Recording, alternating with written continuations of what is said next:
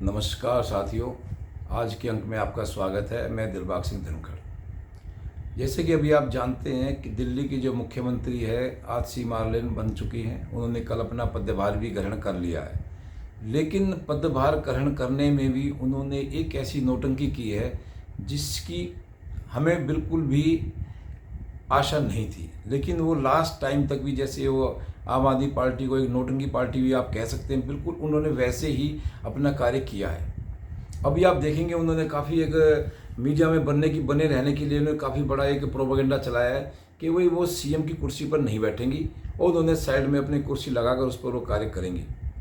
यानी कि जो कहते हैं ना, भूरी भूरी जो उनके दिल के अंदर एक जो इच्छा थी, वो इच्छा को वो पूरा भी करना चाहती हैं। पूरी उनकी इच्छा हो भी गई, लेकिन साथ ही एक पब्लिक में ये मैसेज देने की कोशिश की गई, आम आदमी पार्टी में मैसेज देने की कोशिश की गई।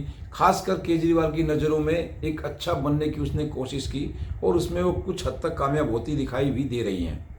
जैसे कि उन्होंने कहा है भी, मैं भरत की तरह अनुसरण करूंगी, उनकी सीट पर, गद्दी पर मैं नहीं बैठूंगी, अलग ही बैठकर मैं काम करूंगी। तो मुझे लगता है थोड़ा सा इन्होंने इसमें और आगे जाना चाहिए था।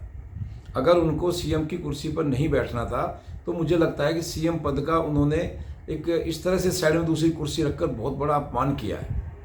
अगर उनको सीएम की कुर्सी पर नहीं बैठना था तो मुझे लगता है कि ये जो सीएम के सारे कार्य हैं वो दूसरे किसी कमरे से भी कर सकती थी, अपने घर से भी कर सकती थी, या कहीं और से भी वो फाइल साइन करके सीएम के कार्य को बड़े ही सही ढंग से चला सकती थी। लेकिन उन्होंने ऐसा नहीं किया, क्योंकि उनके अंदर भी कहीं एक इच्छा थी सीएम पद पर बैठने की और अपना एक सिस्टम बनाने की, और वो उसमें काफ़ी हद तक कामयाब भी हो गई। और केजरीवाल ने भी अपनी उसकी जो चाल थी वह भी उस चाल में कामयाब हो गए, क्योंकि वो भी ये चाहते थे कि कोई जो कठपुतली सीएम बने। और इस तरह से जो उन्होंने अलग से कुर्सी लगा करके संविधान के एक बहुत संवैधानिक पद की तो अपमान किया ही है, साथ में उन्होंने अपने कठपुतली होने का भी सबूत दे दिया है। जैसे कि आम आदमी पार्टी पर जो कांग्रेस और बीजेपी जो हमलावर ये आरोप लगा रही है, वो बिल्कुल उनके जो आरोप है बिल्कुल सत्य साबित होते दिखाई दे रहे हैं। केजरीवाल ने जिस तरह से जेल में रहते हुए इस्तीफा नहीं दिया, उनकी एक चाल थी कि अगर मैं जेल से रहते इस्तीफा दे दूंगा तो शायद मेरी पार्टी में तोड़फोड़ हो जाएगी और मुझे उसका काफ़ी अगले आने वाले टाइम में इलेक्शन में नुकसान होगा। लेकिन जैसे ही सुप्रीम कोर्ट ने उनको जमानत देते वक्त कुछ और कठिन शर्तें लगाई, हालांकि ये शर्तें उन पर पहले भी लगी हुई थी जब ईडी के केस में उनको जमानत मिली थी। अब जो सीबीआई केस में जमानत मिली है वही लगभग सारी शर्तें दोबारा से रिपीट हुई हैं। तो उनको अब लगने लगा भाई मैं बाहर से बैठकर सरकार को कंट्रोल कर सकता हूँ, इसलिए उन्होंने आतिशी को अपने दिल्ली का सीएम बना दिया। अब आतिशी जो है बार बार भगवान राम का एक नाम लेकर के अपनी सरकार चलाने की कोशिश कर रही है, लेकिन उनको इस तरह की धार्मिक एक उसका बिल्कुल भी राजनीति में उपयोग नहीं करना चाहिए, क्योंकि इन लोगों ने ही हमेशा भगवान राम के मंदिर का विरोध किया है। इन लोगों ने कभी नहीं कहा भाई वहाँ भगवान राम का मंदिर बनना चाहिए। क्यों? क्योंकि इनका जो एक मुस्लिम तुष्टीकरण की जो राजनीति है वो हमेशा इन पर हावी रही है, और मुस्लिम तुष्टीकरण की राजनीति के कारण ही आज तक कभी भी इन्होंने हिंदुओं के मंदिरों में या किसी तरह के इस तरह दान देने की कोई कोशिश नहीं की, ना ही कोई ऐसी व्यवस्था बनाई।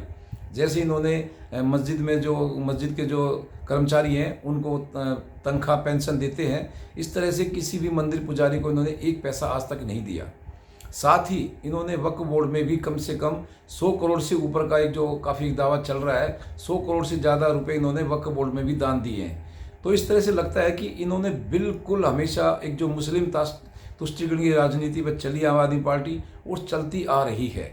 लेकिन अब समय में बिल्कुल इनको लास्ट समय में, आप सबको पता है फरवरी में चुनाव होने हैं, इन चुनावों को मद्देनजर रखते हुए अब इनको लगने लगा है कि केवल मुस्लिम तुष्टीकरण की राजनीति से काम नहीं चलेगा, उनको हिंदू वोटर्स भी चाहिए। इसलिए उन्होंने अपना ये दूसरा प्रोपेगेंडा चलाया है और अपने आप को भगवान राम के भक्त या उनके अनुयायी बताने की इन्होंने कोशिश की है। मुझे लगता है कि इन्होंने बहुत बड़ा एक भगवान राम के नाम का दुरुपयोग करने की कोशिश की है, क्योंकि जिस तरह से इन्होंने कहा भाई मैं भरत की तरह मैं वो व्यवस्था बनाऊंगी, इस तरह से ही भरत जी की तरह मैं काम करूंगी, तो मुझे नहीं लगता किसी भी तरह से इनको इस तरह की कार्रवाई करनी चाहिए थी। इनको ये बिल्कुल भी करने का कोई अधिकार नहीं है कि वो इस तरह से वही हमारे धार्मिक चीज़ों को वो बीच में लेके आए। अपनी सरकार चलाओ, किसने रोका है? लेकिन इस तरह से आप धार्मिक भावनाओं को ठेस पहुंचा करके या उनका उपयोग करके आप सरकार चलाते हैं तो ये बहुत ही गलत बात है। जनता अब काफ़ी इन चीज़ों को, इनकी नौटंकियों को जान चुकी है।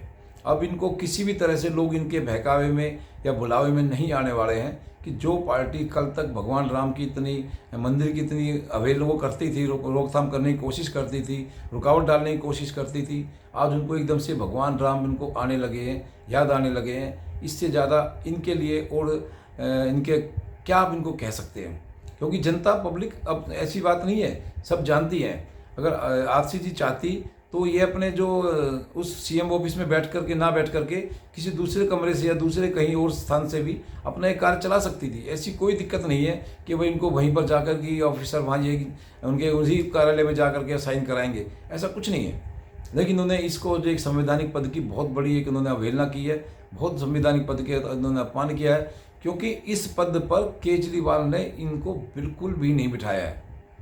इस पद पर मैं तो मानता हूँ सबसे ज़्यादा जो अहम रोल है आरसी को बिठाने के लिए हमारे सुप्रीम कोर्ट ने निभाया है। अगर सुप्रीम कोर्ट केजरीवाल जी पर जो आरोप लगे हैं उनके तहत उनको जमानत मिली है, अगर जमानत की शर्तों में इतनी सख्ती ना होती कि वो सीएम ऑफिस नहीं जा सकते, फाइल साइन नहीं कर सकते, सचिवालय नहीं जा सकते, कैबिनेट की मीटिंग नहीं बुला सकते, विधानसभा नहीं जा सकते, तो इतनी कठिन शर्तों के बाद ही केजरीवाल ने अपना इस्तीफा दिया है। यह कोई उनकी कोई जीत नहीं है।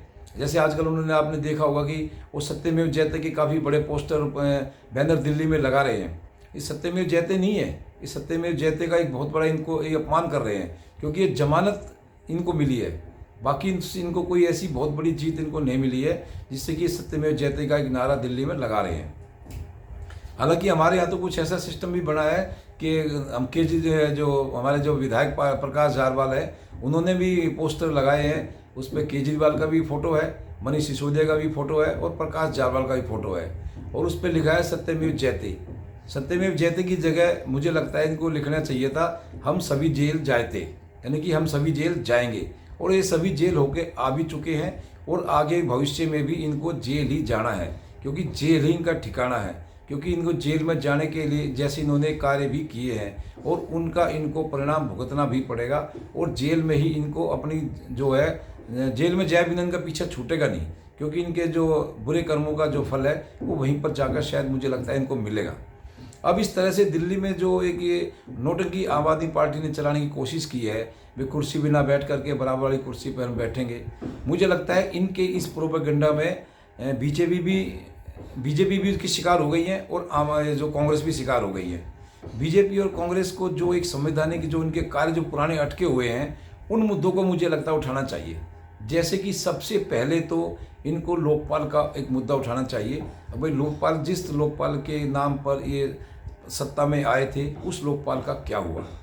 मुझे लगता है कि 3-4 महीने का काफ़ी बड़ा समय है।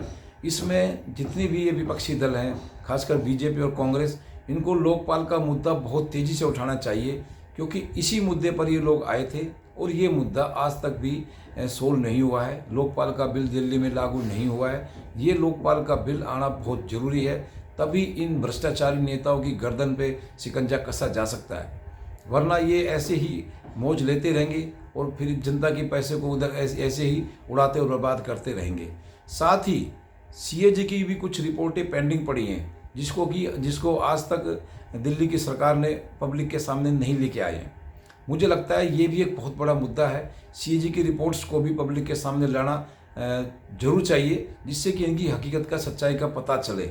और मुझे लगता है कि इस समय जो विपक्षी दल जो हैं, बीजेपी और कांग्रेस, इन दोनों को मिलकर लोकपाल का मुद्दा और सीएजी की रिपोर्ट का मुद्दा ही ज़्यादा उठाना चाहिए, क्योंकि इतना ज़्यादा समय भी आरसी के पास नहीं है या दिल्ली सरकार के पास नहीं है कि जो वो बहुत बड़े कोई कार्य कर सके। लेकिन हाँ, पिछले कार्यों को ही अगर मुद्दा बना के उठाया जाए तो मुझे लगता है इनको ज़्यादा एक्सपोज किया जा सकता है और इनकी जो नोटंकी है शायद उस पर भी किसी तरह से विराम लगाया जा सकता है। तो आज के इस अंक में इतना ही। इस वीडियो पर आप बने रहें, लाइक शेयर सब्सक्राइब करें। आपका बहुत बहुत धन्यवाद।